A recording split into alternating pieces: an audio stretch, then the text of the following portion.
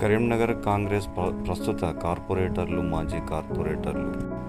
Karimnagar Congress parliamentary నియోజకవర్గం incharge Velchala Rajendra Rao గారిని కలవడం జరిగింది.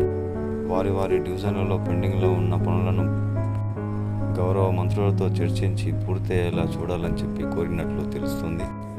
వీరిని కలిసిన వారిలో ఆకుల నరసన్న పటేల్, కాశెట్టి శ్రీనివాస్ పటేల్, గంట కళ్యాణి శ్రీనివాస్, బుచ్చిరెడ్డి, పూమన్న గౌడ్, వైద్యుల అంజన్ కుమార్, ప్రకాష్, సరిల ప్రసాద్ శ్రీనివాస్ ఉన్నారు.